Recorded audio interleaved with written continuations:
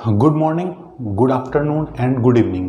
जैसा कि अपनी नीट, जे मेंस और जे एडवांस की सीरीज़ के अंदर जिसमें फिजिक्स के हम सारे लेक्चर अपलोड करने वाले हैं, मैथमेटिकल टूल में हम ट्रिग्नोमेट्री और डिफरेंशिएशन को पढ़ चुके हैं। आज हम स्टार्ट करेंगे थोड़ा सा पार्ट इंटीग्रेशन का। अब इंटीग्रेशन में हमें पढ़ना है, लेकिन इतना नहीं पढ़ना जितना मैथमेटिक्स में बेसिकली पूरा इंटीग्रेशन होता है। फिजिक्स के पॉइंट ऑफ व्यू से जितनी ज़रूरत होगी इंटीग्रेशन की, उतना ही हम यहाँ पे पढ़ेंगे। तो सबसे ऊपर हम हेडिंग लिखते हैं इंटीग्रेशन। जैसे मैंने आपको डिफरेंशिएशन में बताया था कि इफ y मेरे पास एक फंक्शन है, इसी तरह से हम सबसे पहले मैं एक चीज़ आपको बता देता हूँ कि इंटीग्रेशन दो टाइप से होते हैं। एक तो सबसे पहले होता है डेफिनेट इंटीग्रल और एक होता है इनडेफिनेट। क्या डिफरेंस है दोनों में? डेफिनेट इंटीग्रल के अंदर वी नो अबाउट लिमिट्स, यानी किसी भी फंक्शन की हमें लिमिट्स पता होती हैं एक डेफिनेट इंटीग्रल में। लेकिन अगर मैं बात करता हूं indefinite integral, we do not know about limits. ठीक है, यानी एक ऐसा फंक्शन जिसकी लिमिट मुझे पता होगी, तो ऐसे फंक्शन का अगर मुझे इंटीग्रेशन अगर करना है उसको बोलेंगे डेफिनेट इंटीग्रल। और एक ऐसा फंक्शन जिसमें मुझे लिमिट नहीं पता, लिमिट इन द सेंस अगर मैं बोलूँ कि लिमिट है 0 से π/2, π/4 से π/2, इस तरीके से, तो वो मेरे पास होती है लिमिट। और एक मेरे पास होता है इनडेफिनेट इंटीग्रल। ये इंटीग्रेशन वो होता है जिसमें हमें लिमिट के बारे में कोई जानकारी नहीं रहती है। और इसी इनडेफिनेट इंटीग्रल के साथ जब भी हम किसी फंक्शन का इंटीग्रेशन करते हैं तो वहाँ पर हम एक कांस्टेंट को ऐड करते हैं, ऐड कांस्टेंट। तो किस तरीके के इंटीग्रेशन में हमें कांस्टेंट को ऐड करना है? अगर मेरे पास इनडेफिनेट इंटीग्रल होगा, यानी एक ऐसा इंटीग्रेशन जिसकी लिमिट के बारे में मुझे कोई भी जानकारी ना हो। ठीक है, इसको नोट करो, फिर चलते हैं आगे। चलिए ठीक है, तो सीधा पॉइंट पे आते हैं। जैसे मैंने आपको डिफरेंशिएशन में रूल्स लिखाए थे, वैसे ही सेम रूल इंटीग्रेशन के अंदर भी फॉलो होते हैं। बहुत से लोग ये भी मानते हैं कि इंटीग्रेशन डिफरेंशिएशन का अपोजिट होता है। जैसे अगर log x का मैं डिफरेंशिएशन करना चाहूँ तो हमें पता है कि log x का डिफरेंशिएशन होता है 1/x। अब ये सेम कहानी इंटीग्रेशन में अपोजिट हो जाती है। अगर 1/x का मैं इंटीग्रेशन करता हूँ तो मुझे मिलता है log x, यानी जो हम डिफरेंशिएशन में करते थे तो मैक्सिमम टाइम उसका अपोजिट ही यहाँ पे रूल बनेगा। ठीक है जी, जैसे मैं रूल नंबर 1 की बात करता हूँ, रूल नंबर 1 मेरे पास क्या है? अगर मुझे देखो, सबसे पहले मैं बताता हूँ कि अगर मुझे कोई फंक्शन दिया है y = f/x, क्या फंक्शन दिया है? y = f(x). ठीक है, अब अगर मुझे इस फंक्शन का इंटीग्रेशन करना है तो मैं इसको कैसे लिखूंगा? मैं इसको लिखूंगा ऐसे, i = ये इंटीग्रेशन का साइन होता है y × dx, इस तरीके से। अगर ये मेरे पास है कि इनडेफिनेट इंटीग्रल जिसमें मुझे लिमिट्स के बारे में कुछ नहीं पता, अगर मुझे लिमिट भी मेंशन करेगा तो लिमिट ऐसे यूज करेगा, विद लिमिट। अगर मैं किसी फंक्शन को लिखना चाहता हूं तो i = जैसे 0 से π/2 y × dx, इस तरीके से इंटीग्रेशन को डिफाइन करेंगे, 0 से लेके π/2, या फिर कोई भी लिमिट हो सकती है, या फिर ऐसे भी हो सकता है i = π/4 to π/2 और y × dx। तो ये मेरे पास हो गया इनडेफिनेट इंटीग्रल जिसमें लिमिट्स के मुझे नहीं पता, और ये मेरे पास हो गया डेफिनेट इंटीग्रल। ठीक है, अब जैसे मैं आपको बताता हूँ कि रूल नंबर 1 मेरे पास क्या है। ठीक है जी, देखो, जैसे रूल नंबर 1 में लिखता हूँ यहाँ पे, रूल नंबर 1 में क्या लिखूंगा? अगर मुझे फंक्शन दिया है y = x⁴n, कैसा फंक्शन दिया है? y = x⁴n। अगर मैं इसको इंटीग्रेट करना चाहता हूँ, इसको मैं इंटीग्रेट अगर करना चाहता हूँ तो मैं कैसे लिखूंगा? मैं लिखूंगा i = इंटीग्रेशन y × dx, और इसका जो इंटीग्रेशन निकल के आता है वो निकल के आता है x⁴n+1/n+1। ठीक है, यानी अगर कोई फंक्शन मेरे पास इस तरीके से है y इक्वल टू एक्स की पावर n, तो इसका मैं अगर इंटीग्रेशन करूंगा तो मुझे क्या मिलेगा, x की पावर n प्लस 1, और जो पावर में ऊपर लिखा होगा उसको एज इट इज हम नीचे लिख देते हैं। ये मेरे पास है रूल नंबर 1।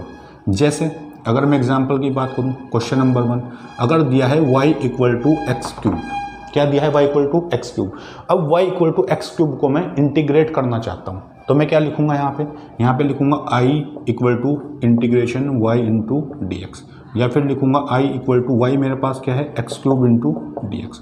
तो i मेरे पास क्या बनेगा, i 3 प्लस 1 अपॉन 3 प्लस 1, या फिर इसको लिख सकते हैं x की पावर 4 डिवाइड बाई 4 और प्लस c का मतलब ये मेरे पास है कांस्टेंट को डिफाइन करूंगा c से।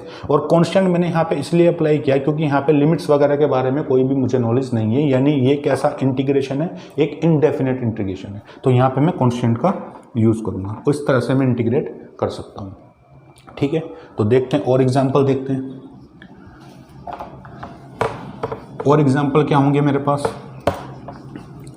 देखो जैसे मैं आपको बोल दूं y equal to 1 upon x, y equal to 1 upon x, मैंने अभी एक फॉर्मूला जो आपको लिखवाया y इक्वल टू एक्स की पावर n, क्या लिखा है x की पावर n, n यहाँ पे कैसा रहेगा, एक n जो होगा मेरे पास n नेवर बी -1, n कभी भी -1 नहीं हो सकता है, n कभी भी -1 नहीं हो सकता है, क्योंकि अगर n इक्वल टू -1 हुआ तो यहाँ पे मैं आपको बताता हूँ कि क्यों नहीं हम यहाँ पे इसको रख सकते हैं। जैसे 1 अपॉन एक्स को मैं इंटीग्रेट करना चाहता हूँ, तो क्या इस x को मैं ऊपर लेके जा सकता हूँ, जैसे ही मैं इस x को ऊपर लेकर के जाऊँगा तो x की पावर हो जाएगी -1। अब अगर मैं इस फंक्शन को इंटीग्रेट करना चाहता हूँ i equal to y into d x, तो कैसे करूँगा, y की जगह यहाँ पे क्या रखूँगा x -1 इंटू डी एक्स, तो इसको क्या लिखेंगे, x की पावर n वाला रूल हम यहाँ पे लगा सकते हैं, यानी x की पावर n प्लस 1, और जो पावर में होगा उसको हम नीचे लिखेंगे। तो क्या मिलेगा मुझे, ये हो जाएगा x की पावर 0 डिवाइड बाय ये हो जाएगा 0। x की पावर 0 मेरे पास होता है 1, किसी भी वेरिएबल की पावर अगर 0 होगी वो मेरे पास होता है 1 अपॉन 0, यानी ये मेरे पास हो जाता है नॉट डिफाइंड, यानी 1 अपॉन एक्स को हम पावर रूल लगा करके सॉल्व नहीं कर सकते। तो फिर सवाल ये उठता है कि अगर 1 अपॉन एक्स को मुझे इंटीग्रेट करना है तो कैसे करेंगे। अगर 1 अपॉन एक्स को आपको इंटीग्रेट करना है y equal to 1 upon x d x, तो आप यहाँ पे याद रखें कि i इक्वल टू ये होता है मेरे पास log x, और इसको क्या बोल सकते हैं ln x।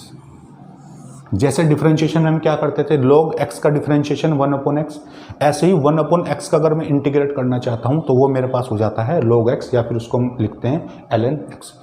सबसे पहले इसको नोट करें, फिर मैं रूल नंबर 1 के 1 या 2 क्वेश्चन आपको और करा देता हूं।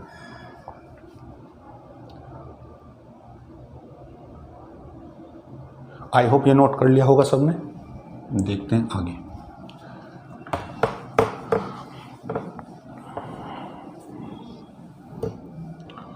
देखो, जैसे मैं आपसे बोल देता हूं कि y equal to root x, क्या बोल देता हूं, y equal to root x. अब y equal to root x का आपको इंटीग्रेशन करना है, तो देखो कैसे करेंगे। मैं यहाँ पे लिखूंगा i equal to integration y into d x, या फिर क्या लिख सकता हूँ root x into d x. क्या i equal to root x को x की पावर 1/2 भी लिख सकता हूँ मैं, देखो यहाँ पे x की पावर 1/2। अब अगर x की पावर 1/2 का इंटीग्रेशन में करूंगा तो क्या लिख सकता हूँ 1/2 प्लस 1 डिवाइड बाय 1/2 प्लस 1, ये लिख सकते हैं। यानी मैं लिखूंगा यहाँ पे x की पावर 1/2 प्लस 1 कितना हो जाएगा, x की पावर 3/2, और नीचे मेरे पास क्या होगा, ये होगा 3/2। या फिर मैं इसको कैसे लिख सकता हूँ, इसको ऐसे भी लिख सकते हैं i इक्वल टू 2 मेरे पास ऊपर जाएगा, 3 नीचे, x की पावर 3/2 प्लस c, ये मेरे पास हो जाएगा आंसर। तो इस तरीके से मुझे y equal to root x का भी हम इंटीग्रेशन कर सकते हैं। जैसे मुझे सेकंड क्वेश्चन ऐसे दे दे y इक्वल टू 1/रूट एक्स, 1/रूट एक्स को मैं लिख सकता हूँ x की पावर 1/2, और x की पावर 1/2 को अगर मैं ऊपर लेकर के जाऊँगा तो ये हो जाएगा x की पावर -1/2। ठीक है, अब अगर इसको मैं इंटीग्रेट करता हूँ तो i equal to y into d x, यानी आई की वैल्यू क्या हो जाएगी मेरे पास, वाई का मतलब एक्स की पावर 1/2 एक्स की पावर -1/2 इंटू डी एक्स, ये बनेगा। अगर मैं इसको इंटीग्रेट करना चाहता हूँ तो एक्स की पावर एन का फॉर्मूला या रूल में लगा सकता हूँ, यानी एक्स की पावर -1/2 + 1 -1/2 + 1, तो ऊपर मेरे पास कितना हो जाएगा, ये बचेगा 2, यानी एक्स की पावर हो जाएगा 1/2 डिवाइड बाय ये मेरे पास होगा 1/2, सिंपल। 2 यहाँ पे चला जाएगा एलसीएम लेने के बाद, यहाँ पे मेरे पास बचेगा 1/2, यानी यहाँ पे इंटीग्रेशन जो मुझे मिलेगा वो मिलेगा 2x की पावर 1/2, या फिर मिलेगा i = 2√x + c, ठीक है। तो यहाँ पे मैंने इंटीग्रेशन किया y = √x, रूल नंबर 1, यानी रूल नंबर 1 x की पावर n+1, और जो भी x की पावर में होगा यानी जो भी वेरिएबल की पावर में होगा उसी को हम अपॉन करके नीचे यहाँ पे मेंशन कर देते हैं। तो ये मेरे पास है इंटीग्रेशन y = √x, और ये मेरे पास इंटीग्रेशन है y = 1/√x। इसको आप नोट करो, फिर नेक्स्ट क्वेश्चन पे हम चलते हैं। आई होप आपने नोट कर लिया होगा। एक क्वेश्चन मैं आपको और कराता हूं, देखें। जो भी मैं आपको यहाँ पे लिखा रहा हूँ, ट्रिग्नोमेट्री मैंने आपको कराया है, डिफरेंशिएशन मैंने आपको कराया, तो आप जब भी ट्रिग्नोमेट्री डिफरेंशिएशन जो भी आप पढ़ रहे हैं उसके नोट्स आप अपने साथ साथ बनाते चलें। नोट्स आपको कैसे बनाने हैं वो भी मैं भी आपको बताऊंगा। सबसे पहले आप ये क्वेश्चन देखें, y = √x - 1/√x की पावर 2। इस फंक्शन का अगर मुझे इंटीग्रेशन करना है तो कैसे करेंगे, क्या ये मुझे y = a - b² कुछ ऐसा दिख रहा है, तो a - b² को अगर मैं यहाँ पे लिखता हूँ तो a - b² का जो फॉर्मूला होता है वो होता है a² + b² - 2ab, ये हम अप्लाई कर सकते हैं। तो जैसे मैं यहाँ पे लिखूंगा y = सबसे पहले इसको थोड़ा सा सॉल्व कर लेते हैं, एक इजी फॉर्म इसकी बना लेते हैं। तो √x² - 1/√x² + -2√x into 1/√x कर सकते हैं सिंपल ऐसे भाई, a² + b² - 2ab, ठीक है जी। तो √x का अगर मैं स्क्वायर करता हूँ तो मुझे मिलता है x, और 1/x माइनस √x से √x यहाँ पे कैंसिल हो जाएगा, यहाँ बचेगा -2, यानी मेरे पास इस तरह का एक फंक्शन आ जाएगा। क्या फंक्शन आएगा, y = x + 1/x - 2। अब अगर मैं इस फंक्शन का इंटीग्रेशन अगर मैं करना चाहता हूँ तो मैं क्या लिखूंगा, यहाँ पे लिखूंगा मैं y = तो x का अगर मैं, अच्छा देखो इस फंक्शन को मुझे इंटीग्रेट करना है, यहाँ पे लिखूंगा i = क्या ये x की पावर 1 है मेरे पास, x की पावर 1 का मतलब यानी 1 + 1/1 + 1, यानी x की पावर 2/2, ये हो जाएगा x की पावर 1 का इंटीग्रेशन। 1/x का मैंने आपको बताया था क्या होता है मेरे पास इंटीग्रेशन, ये मेरे पास होता है log x इंटीग्रेशन। और अगर मेरे पास इस तरह का कोई कांस्टेंट मुझे दिया हो, यानी कांस्टेंट अगर मुझे दिया है y = -2, तो इसको इंटीग्रेट कैसे करेंगे, ये हो जाएगा -2 इंटू एक्स। अभी मैं बताऊंगा ये कैसे हमने किया है कांस्टेंट, लेकिन अभी आप इसको याद रखें -2 इंटू एक्स। तो अगर मैं यहाँ पे लिखता हूँ इंटीग्रेशन इस पूरे फंक्शन का इधर, तो ये मेरे पास कितना हो जाएगा, ये हो जाएगा x² / 2 प्लस log x और ln x -2 इंटू एक्स, ठीक है जी। ये मेरे पास आंसर हो जाएगा। इस तरह से हम किसी भी फंक्शन को इंटीग्रेट कर सकते हैं। यहाँ पे क्या था, x की पावर 1, x की पावर 1 + 1 जो पावर में होगा वो नीचे आ जाएगा, यानी x की पावर 2/2। 1/x को अगर मैं इंटीग्रेट करता हूँ तो मैंने अभी आपको बताया उसको हम लिखते हैं log x या फिर लिखते हैं ln x -2। y = यहाँ पे क्या है -2 का मतलब कि ये एक कांस्टेंट होगा। जैसे मैंने आपको बताया था कि जब हम डिफरेंशिएट करते हैं तो किसी भी कांस्टेंट का डिफरेंशिएशन होता है मेरे पास 0, लेकिन इंटीग्रेशन में अगर मेरे पास एक कांस्टेंट होगा तो -2 के साथ जिस भी वेरिएबल के रेस्पेक्ट में आप इंटीग्रेट कर रहे हो वो वेरिएबल यहाँ पे आ जाएगा। जैसे dy/dx हम करते थे वहाँ पे, वैसे y को किसके रेस्पेक्ट में इंटीग्रेट कर रहे हैं, x के रेस्पेक्ट में कर रहे हैं, तो -2 इंटू x हो जाएगा मेरे पास, ठीक है। तो इसको मैंने यहाँ पे रख दिया। तो इस तरह से मुझे इस पूरे फंक्शन का इंटीग्रेशन यहाँ पे मिल गया है। अब आप इसको नोट करो, फिर हम चलते हैं नेक्स्ट रूल की तरफ, ठीक है जी। चलिए देखते हैं।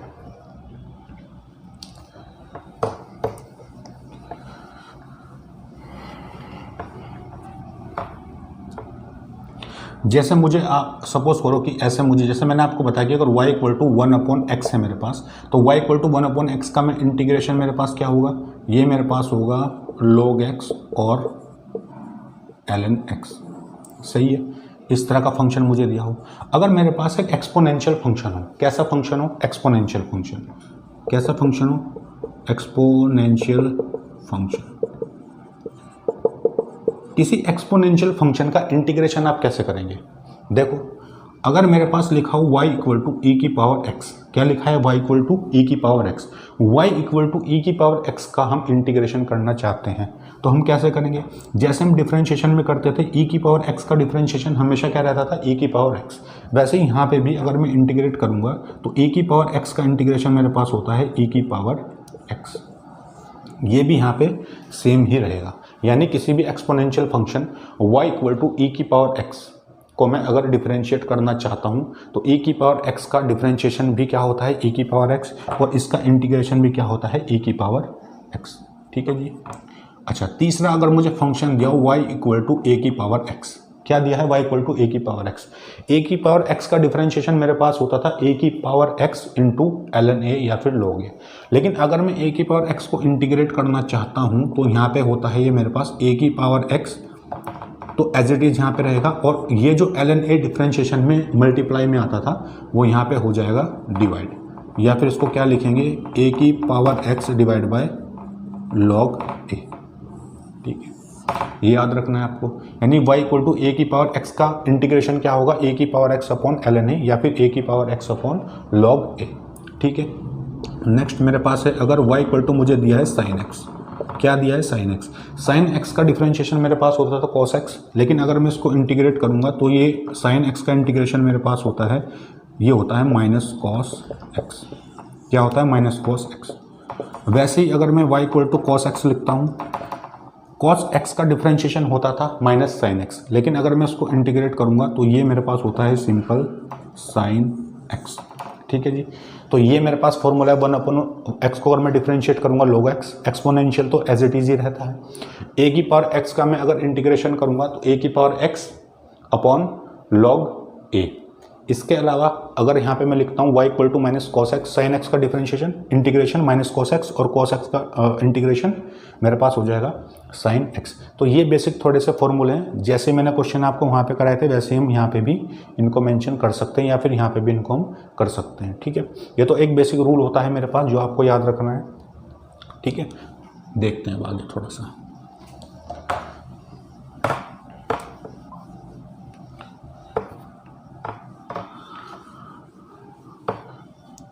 देखो, अगर क्वेश्चन आपको कुछ ऐसे दे दे, y equal to 1/x plus suppose करो ये दे दिया आपको sin x, आपको बोला इस फंक्शन का इंटीग्रेशन करके दिखाओ, तो कैसे करेंगे हम लिखेंगे i इक्वल टू 1/x का इंटीग्रेशन मेरे पास होता है log x, और sin x का इंटीग्रेशन माइनस cos x और प्लस c, क्योंकि यहाँ पे इनडेफिनेट इंटीग्रल की बात हो रही है तो उस तरीके से 1/x प्लस sin x को भी हम इंटीग्रेट कर सकते हैं। जैसे मुझे बोल दे y इक्वल टू एक्स की पावर 5, क्या बोल दे, x की पावर 5 प्लस e की पावर x, x की पावर 5 प्लस e की पावर x। अगर मुझे इसको क्या करना है, अगर मुझे इस फंक्शन का इंटीग्रेशन करना है तो देखो कैसे करेंगे, i इक्वल टू एक्स की पावर x की पावर n अगर मेरे पास होगा तो x की पावर n प्लस 1, और जो पावर में होगा वो यहाँ पे नीचे आ जाएगा, और e की पावर x का इंटीग्रेशन रहता है e की पावर x, यानी i को मैं क्या लिख सकता हूँ यहाँ पे x की power 6 divide by 6 plus e की पावर x प्लस कॉन्स्टेंट, ये मेरे पास हो जाएगा इसका इंटीग्रेशन। थर्ड क्वेश्चन अगर मुझे ऐसे दे दे y इक्वल टू एक्स की power 8 plus cos x plus e की पावर x, इस तरीके से दे दे, इसको कैसे करेंगे, देखो अगर मैं इंटीग्रेट करना चाहूँ x की पावर n है ये, तो x की power 8 plus 1 divide by 8 plus 1 plus cos x का मैं क्या लिख सकता हूँ यहाँ पे sin x लिख सकता हूँ, e की पावर x तो e की पावर x रहता है, यानी इस फंक्शन का इंटीग्रेशन मेरे पास हो जाएगा x की power 9 upon 9 plus sin x plus e की पावर x और प्लस यहाँ पे कॉन्स्टेंट। ठीक है जी, तो इस तरीके से हम y equal to 1/x plus sine x को भी इंटीग्रेट कर सकते हैं, x की पावर 5 प्लस e की पावर x को भी इंटीग्रेट कर सकते हैं, एक्स की power 8 plus cos x plus e की पावर एक्स को भी इंटीग्रेट करके यहाँ पे लिख सकते हैं। भाई आप इसको नोट करो, फिर चलते हैं नेक्स्ट रूल की तरफ। चलिए, आई होप आपने नोट कर लिया होगा। देखें,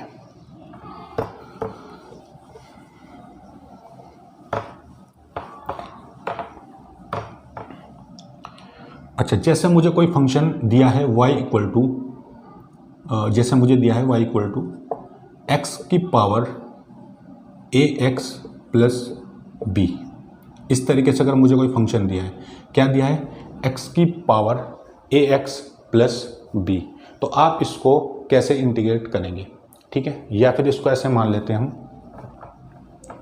क्या मान लेते हैं, अच्छा देखो, जैसे मैं अगर आपको बोल दूं कि y इक्वल टू ई की पावर ax प्लस बी, पहले इसको देखते हैं क्या लिखा मैंने, y इक्वल टू ई की पावर ax प्लस बी। अगर e की पावर ax प्लस बी को मुझे इंटीग्रेट करना है, e की पावर ax प्लस बी को अगर मुझे इंटीग्रेट करना है तो कैसे करेंगे, देखो, यानी मैं यहाँ पे लिख सकता हूँ i इक्वल टू, देखो कैसे करना है इसको, e की पावर x को तो हम वही सेम रूल लगाएंगे जो हम लगाते आ रहे हैं, e की पावर x का इंटीग्रेशन मेरे पास रहता है e की पावर x, ठीक है, ये होता है।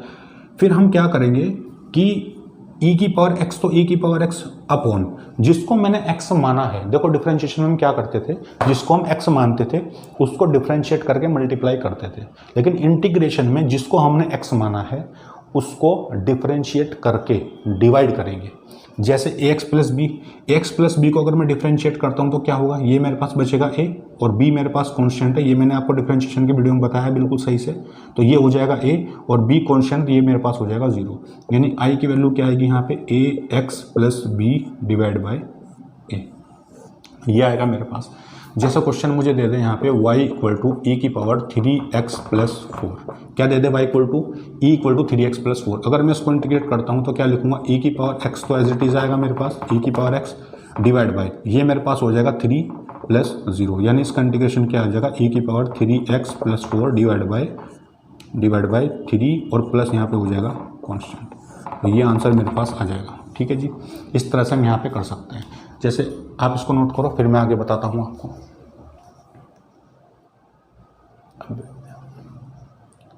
ठीक है, हाँ देखो,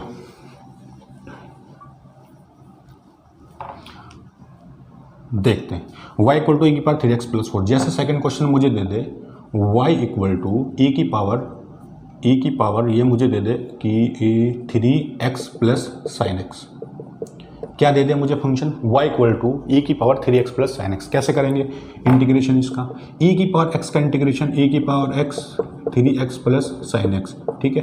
फिर जिसको मैंने x माना है उसको डिफरेंशिएट करके डिवाइड करेंगे। जैसे 3x का मैं डिफरेंशिएशन करूंगा तो मेरे पास क्या होगा, ये होगा 3, साइन x का डिफरेंशिएशन क्या होता है, ये होता है कॉस x, ये हो जाएगा मेरे पास, और प्लस यहाँ पे c। इस तरीके से हम इसको आंसर कर सकते हैं। जैसे और मुझसे क्या पूछ ले, मुझसे पूछ ले e इक्वल टू ई की पावर x की पावर 5 प्लस कॉस एक्स, क्या पूछ ले, e की पावर x की पावर x की पावर 5 प्लस कॉस एक्स, कैसे करेंगे, i इक्वल टू ई की पावर x तो e की पावर x रहेगा, e की power 5 plus cos x divide by कैसे करेंगे, जिसको मैंने x माना है उसका डिफरेंशिएशन, x की पावर n का डिफरेंशिएशन 5x की पावर 4 प्लस कॉस एक्स का डिफरेंशिएशन माइनस साइन x, या फिर इसको मैं डायरेक्टली यहाँ पे लिख सकता हूँ माइनस साइन x और प्लस c, ठीक है, ये मेरे पास आंसर हो जाएगा। तो इस तरीके से e की पावर x को हम इंटीग्रेट कर सकते हैं, और अगर कोई क्वेश्चन मुझे इस तरीके से देगा ax प्लस बी की फॉर्म में, तो उसको हम इजीली यहाँ पे सॉल्व कर सकते हैं। तो इसका हमें बिल्कुल ध्यान रखना है, ठीक है, इसको नोट कर लिया होगा आपने। अब देखते हैं आगे।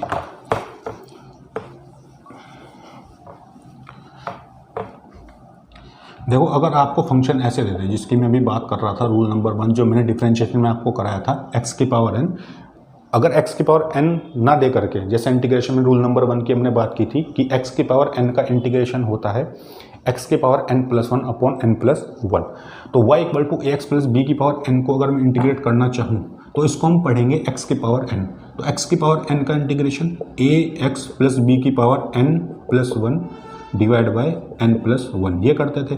फिर जिसको मैंने x माना है उसका डिफरेंशिएशन करके डिवाइड करेंगे।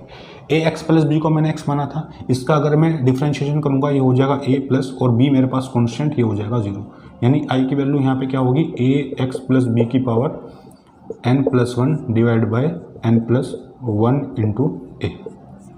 ठीक है जी, ये कर सकते हैं, ये मेरे पास हो जाता है रूल। जैसे मुझे क्वेश्चन क्या दे दे, मुझे क्वेश्चन दे दे y equal to 3x plus 4 की पावर 2 या फिर 3x प्लस 4 की पावर दे दे मुझे 3।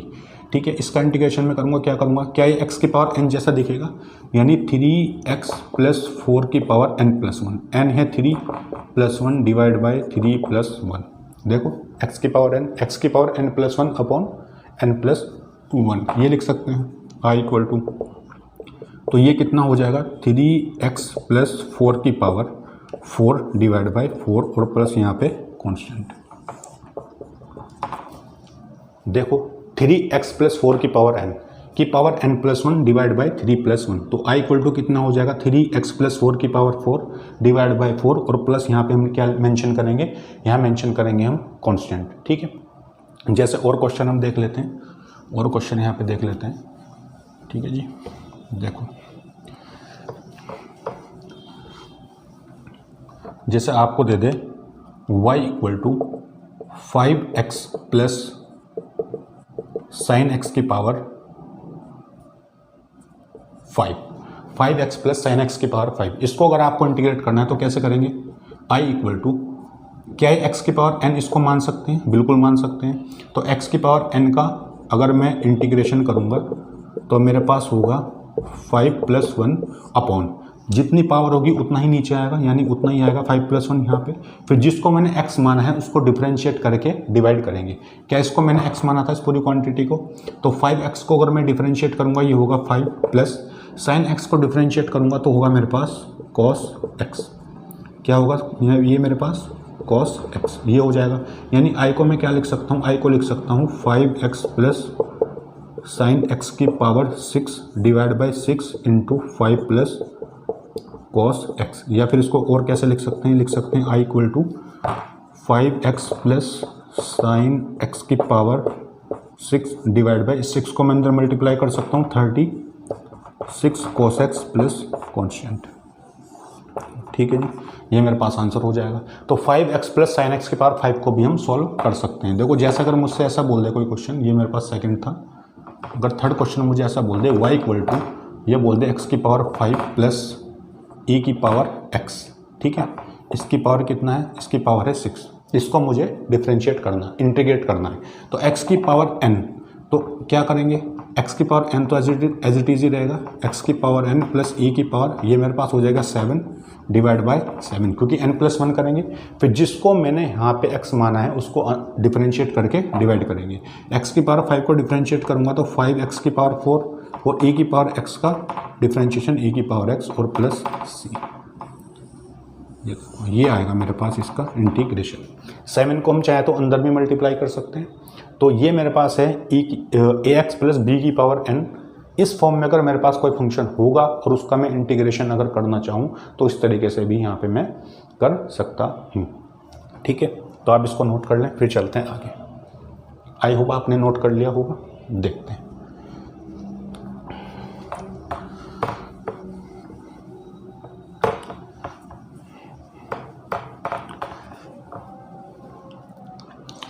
देखो जैसे मुझे फंक्शन दिया हो y equal to sine ax plus b, क्या दिया function y equal to sine ax plus b. अगर साइन ax प्लस बी को मैं इंटीग्रेट करना चाहूँ तो लिखूंगा i equal to sine x का इंटीग्रेशन क्या होता है, साइन x का इंटीग्रेशन होता है minus cos ax plus b, क्या होता है minus cos x plus b. यहाँ पे भी हम सेम ही कंडीशन लगाएंगे कि जिसको मैंने x माना है उसको डिफरेंशिएट करके मुझे डिवाइड करना है। जैसे साइन ax प्लस बी मैंने यहाँ पे माना है तो मैं क्या करूँगा, साइन x का मेरे पास हो जाएगा minus cos x plus b और नीचे मेरे पास बचेगा a प्लस 0, तो i मेरे पास हो जाएगा यहाँ पे minus cos ax plus b divide by a। ये मेरे पास हो जाएगी किसकी वैल्यू, ये मेरे पास होगी वैल्यू ऑफ i। ठीक है जी, ये कर सकते हैं। जैसा क्वेश्चन मुझे दे दे y equal to sine 3x plus 4, क्या दे दे, y equal to sine 3x plus 4। इसको कैसे करेंगे इंटीग्रेट, साइन x का integration minus cos 3x plus 4, ठीक है। फिर जिसको मैंने x माना है उसको डिफरेंशिएट करके हम डिवाइड करेंगे। इसको मैंने x माना है यानी 3x का मैं डिफरेंशिएट करूँगा 3 प्लस ये हो जाएगा मेरे पास 0, यानी i की वैल्यू यहाँ से कितनी आ जाएगी, minus cos 3x plus 4 divide by 3 और प्लस यहाँ पे कॉन्स्टेंट, ये मेरे पास हो जाएगा आंसर, ठीक है।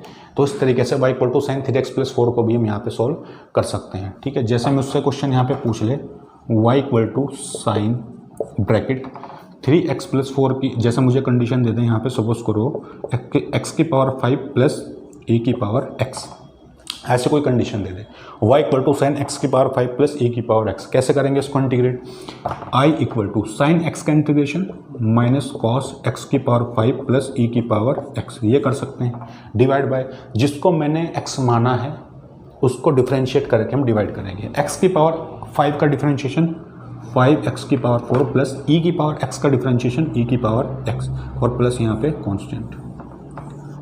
देखो ये बात आई होप समझ आ रही होगी आपको। साइन x का मैं इंटीग्रेशन अगर करूँगा तो माइनस कॉस x की पावर 5 प्लस e की पावर x, और जिसको मैंने x माना है उसको डिफरेंशिएट करके हम यहाँ पे डिवाइड करेंगे। x की पावर 5 को अगर मैं यहाँ पे डिफरेंशिएट करता हूँ 5x की पावर 4, और e की पावर x का आप डिफरेंशिएट करो या फिर इंटीग्रेट करो, एक्सपोनेंशियल फंक्शन सेम ही रहता है, और प्लस यहाँ पे कॉन्स्टेंट। आई होप ये आपको समझ आ गया होगा, जल्दी से उसको नोट करो फिर चलते हैं आगे। आई होप नोट कर लिया होगा आपने, तो चलते हैं। देखिए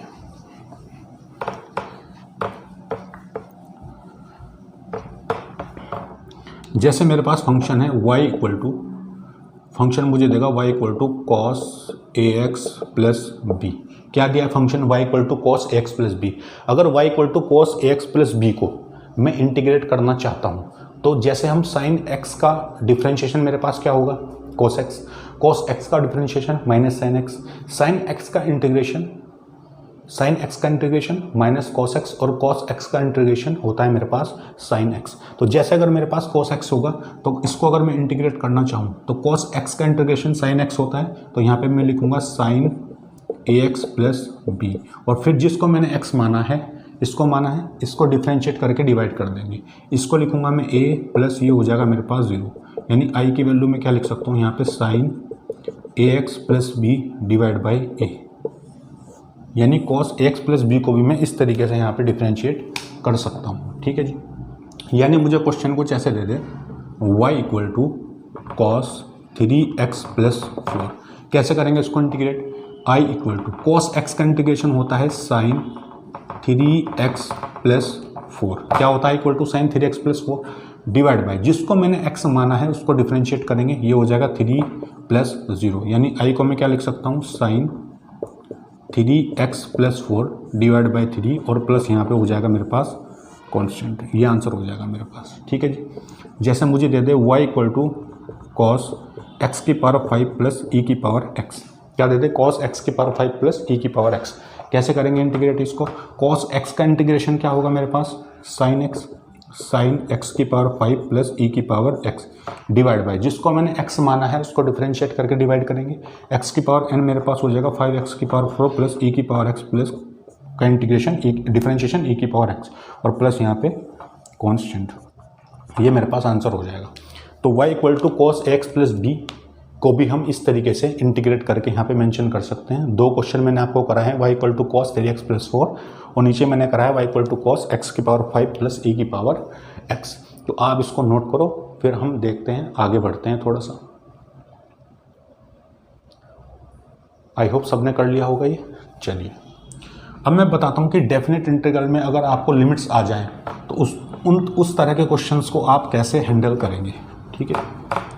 देखो जैसे आपको इस तरीके से दे दे y equal to sine x और लिमिट यहाँ पे हो 0 से π/2 इंटू, अच्छा इस तरह का फंक्शन दिया है 0 से π/2, y equal to limit 0 to π/2 into sine x। इस फंक्शन को मुझे इंटीग्रेट करना है तो कैसे करेंगे, देखो i इक्वल टू अंदर जो फंक्शन होगा, जो भी अंदर वेरिएबल होगा, जो भी क्वांटिटी होगी, उसको सिंपल हम इंटीग्रेट करेंगे। साइन एक्स का इंटीग्रेशन क्या होता है मेरे पास, ये होता है मेरे पास माइनस कॉस एक्स, ठीक है। और लिमिट कहाँ से कहाँ तक लगाएंगे, 0 से पाई बाय, इस तरीके से करेंगे। और लिमिट को अप्लाई कैसे करना है, आई इक्वल टू माइनस यहाँ पे रखेंगे बाहर, इस माइनस जो भी यहाँ पे साइन होगा उसको बाहर ले सकते हैं कॉमन, और यहाँ पे लिखेंगे कॉस, सबसे पहले ऊपर वाली लिमिट, अपर लिमिट हम लगाते हैं, कॉस पाई बाय 2 माइनस, फिर यहाँ पे हो जाएगा कॉस 0।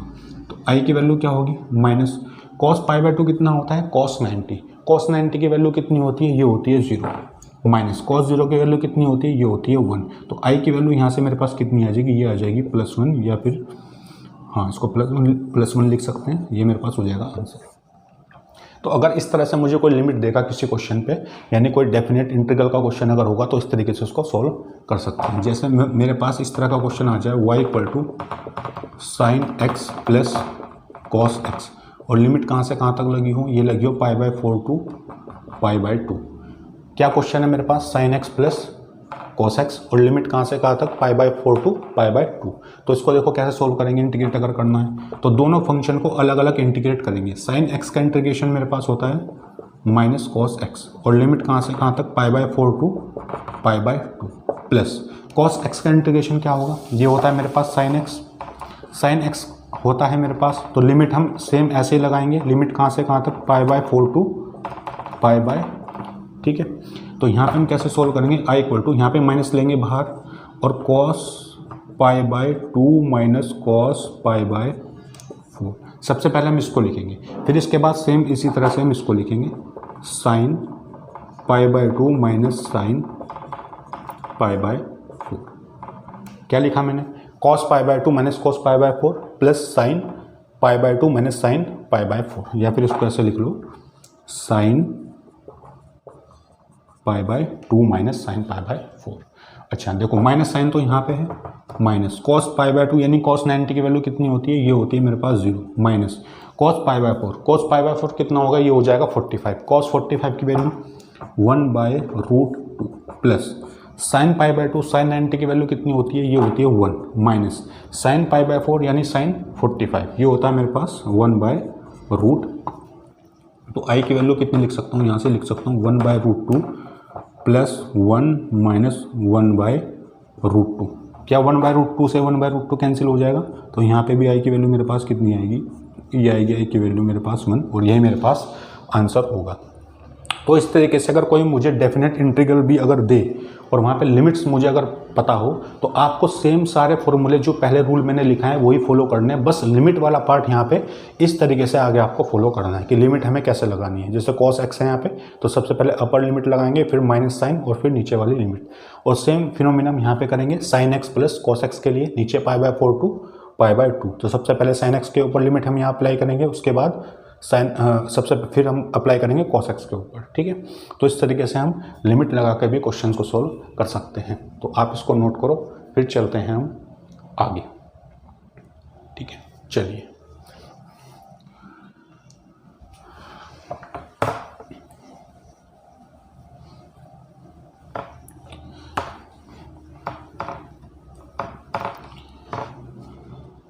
अच्छा देखो, अगर मुझे कोई फंक्शन ऐसे दिया है y इक्वल टू fx, तो कई बार ऐसा होता है कि आपसे पूछ लेता है क्वेश्चन में कि बताओ एरिया अंडर कर्व। जैसे हम फिजिक्स में भी आगे बात करेंगे वर्क को लेकर के, तो वहाँ पे हमें एरिया की बात होगी। तो एरिया जब भी आपसे बात करें तो एरिया हम बाय, अगर कोई वेरिएबल है तो वहाँ पर हम एरिया निकाल सकते हैं बाय यूजिंग इंटीग्रेशन, ठीक है जी। तो एरिया अंडर कर्व हम कैसे निकालेंगे, ये मेरे पास हो जाएगा a equal to y into d x, और लिमिट हम लगाएंगे x1 टू x2, ठीक है जी। लिमिट कहाँ से कहाँ तक लगाएंगे, x1 टू x2, ठीक है। अच्छा, तो एरिया अंडर कर्व कहने का मतलब मेरा ये है कि जैसे यहाँ पे मेरे पास है x और ये एक्सिस मेरे पास होती है y, तो इस तरह की कोई सरफेस अगर आपके पास है, इस तरह की सरफेस अगर कोई आपके पास है, तो यहाँ पे मेरे पास लिमिट होगी x1, यहाँ पे होगी x2। तो जो बीच वाला पार्ट का जो एरिया होगा, यानी इस पार्ट का जो एरिया होगा, वो हम कैसे निकाल सकते थे, बाय यूजिंग इंटीग्रेशन हम इसको निकाल सकते हैं। देखो अगर ये सरफेस सीधी ऐसी होती, x और y ऐसी होती, फिर तो कोई इशू ही नहीं था यहाँ पे, फिर तुम सिंपल ये एरिया निकाल सकते थे, ये होता है x1, ये होता है x2 और ये मेरे पास होती y की वैल्यू, तो लेंथ इंटू ये हाइट हम मल्टीप्लाई करके एरिया निकाल देते। लेकिन अगर यहाँ पे कोई वेरिएबल कंडीशन है और x1 टू x2 मेरे पास लिमिट दी है, कंडीशन दी है, तो इस तरीके से मैं एरिया अंडर कर्व निकाल सकता हूँ बाय यूजिंग इंटीग्रेशन। ठीक है जी, जैसे मुझे कंडीशन दी है y equal to x cube और लिमिट दी है x1 दी है 2 और x2 मुझे दिया है 3, यानी लिमिट कहाँ से कहाँ तक दी है 2 to 3। तो इसका मुझे एरिया अंडर कर्व बताना है। क्या बताना है? एरिया अंडर कर्व क्या होगा, क्या बताना है? एरिया अंडर कर्व क्या होगा। तो देखो कैसे निकालेंगे, यहाँ पे मैं यूज़ करूँगा I इक्वल टू सेम वही condition y into d x, क्योंकि x के रेस्पेक्ट में मुझे करना है y की वैल्यू कितनी है यहाँ पे x cube into d x. Limit कहाँ से कहाँ तक लगानी है 2 to 3, तो 2 और यहाँ पे 3, ये कर सकते हैं। अब इसको सोल्व कर लेंगे। I इक्वल टू एक्स की पावर n का मैं अगर इंटीग्रेट करूँगा तो कितना हो जाएगा एक्स की पावर 3 + 1 डिवाइड बाई 3 + 1 और लिमिट कहाँ से कहाँ तक 2 to 3। देखो सही किया मैंने, 2 to 3 लिमिट लगा सकते हैं। एक्स की पावर n का इंटीग्रेशन एक्स की पावर n+1 अपॉन n+1। तो I इक्वल टू मैं यहाँ पे क्या लिखूँगा एक्स की पावर 4 डिवाइड बाई 4 और 2 to 3 यहाँ पे लिमिट में अप्लाई कर सकता हूँ। तो 1/4 को मैं बाहर कॉमन ले लेता हूँ, तो x की पावर 4 यानी 3 की पावर 4 माइनस ये मेरे पास कितना होगा 2 की पावर 4, ये हो जाएगा। तो I इक्वल टू वैल्यू क्या बचेगी मेरे पास, ये हो जाएगा 1/4 और अगर मैं इसको करता हूँ ये हो जाएगा मेरे पास 81 और मेरे पास ये बचेगा 16। तो 81 माइनस 16 डिवाइड बाई 4, तो इसको आप इजीली सॉल्व करके इसकी वैल्यू यहाँ पे निकाल सकते हो। आई थिंक ये वैल्यू अप्रोक्सीमेट आएगी 8.6, कितनी आएगी अप्रोक्सीमेट 8.6। तो 81 माइनस 16/4 इसको आप बड़े इजी तरीके से आप यहाँ पे भी सॉल्व कर सकते हैं। देख लेना कैलकुलेट करके, जो भी वैल्यू आएगी तो यही आपके पास क्या हो जाएगा, आंसर हो जाएगा। ठीक है, तो ये था मेरे पास थोड़ा सा बेसिक इंटीग्रेशन के बारे में। और भी इसमें काफ़ी चीज़ें होती हैं लेकिन वो हमें नहीं पढ़ना है, क्योंकि वो सब बेसिक मैथमेटिक्स जो जेई वाले बच्चे हैं वो मैथमेटिक्स के अंदर पढ़ेंगे और जो नीट वाले बच्चे हैं उनके लिए इतना सफिशिएंट है for solving the question in the physics. Okay, तो ये था मेरे पास इंटीग्रेशन और यहीं पे कंप्लीट होता है आपका मैथमेटिकल टूल। अब मैं आपको थोड़ा सा एक चीज़ और यहाँ पे बता देता हूँ कि कॉपी में नोट्स आपको कैसे बनाने हैं, थोड़ा सा वो देख लीजिएगा। ठीक है, तो कॉपी में नोट्स बनाने के लिए सबसे पहले आपको क्या करना है, मुझे लग रहा है सबने नोट कर लिया होगा। तो आपको एक स्पाइरल वाली कॉपी लेनी है जिसमें स्प्रिंग टाइप का रहता है, आपने देखा होगा। A4 साइज़ के उसमें पेपर रहेंगे। A4 साइज़ का पेपर होने का मतलब कि सारे पेपर जितने भी उसमें रहेंगे वाइट रहेंगे, बिल्कुल। लाइनिंग वाली कॉपी नहीं लेनी है, ले सकते हो लेकिन अगर आप सिंपल पेपर लोगे जैसे A4 साइज़ का पेपर होता है तो उसमें स्पाइरल वाली कॉपी होती है, तो उसमें आपको बहुत कंफर्ट रहेगा लिखने के लिए, क्योंकि काफ़ी बड़ा पेपर होता है तो पूरा आप उस पर अच्छे से लिख सकते हो। और थोड़ी हाई विड्थ की अगर आप कॉपी लोगे यानी थोड़ी मोटी कॉपी अगर लोगे तो काफ़ी सिलेबस उसके अंदर आप कवर कर सकते हो। कई बार हम पतली सी कॉपी ले लेते हैं तो उसमें बड़ी प्रॉब्लम हो जाती है, क्योंकि फिर बहुत सारी कॉपी आप कलेक्ट करते हो, उसमें नोट्स बनाते हो, फिर उनको बाद में पढ़ने में प्रॉब्लम क्रिएट होती है। हो सकता है कई बार 1-2 कॉपी आपकी मिस भी हो जाए तो आपके नोट्स फिर से आपको दोबारा बनाने पड़ेंगे, तो वो भी एक थोड़ा सा आपके लिए प्रॉब्लम कर सकता है। तो पहले ही आप A4 साइज़ की कॉपी बनाओ, उसमें कैसे भी आप लिख सकते हो। थोड़ा सा अगर नोट अलग से लिखना है तो स्पेस भी ऊपर बना करके आप आराम से उसको यूज़ कर सकते हो। और आप ब्लू ब्लैक पेन तो यूज़ करते ही हो, 1 या 2 कलर के रेड ग्रीन इस तरह के पेन भी आप अपने सामने पास में रखा करो, जिससे कोई इंपॉर्टेंट अगर नोट होता है तो उसको डिफरेंट कलर से आप नोट करो, जिससे कि जब आप रिवाइज करोगे तो आपको उसके अंदर प्रॉब्लम नहीं होगी। तो ये तो था थोड़ा सा नोट्स बनाने के बारे में। उसके बाद मैं एक आध वीडियो में आपको बता दूंगा कि कैसे आप शॉर्ट नोट्स भी बनाएं अपने। ये शॉर्ट नोट जैसे ही चैप्टर कंप्लीट होता है तो आपको बनाने हैं। ठीक है जी, तो चलिए वो धीरे धीरे हम आगे बात करेंगे। तो अभी मैंने आपको बताया इंटीग्रेशन के बारे में और यहाँ पे अपना कंप्लीट होता है मैथमेटिकल टूल। इसके बाद हम स्टार्ट करेंगे यूनिट एंड डायमेंशन। तब तक पढ़ाई करते रहिए।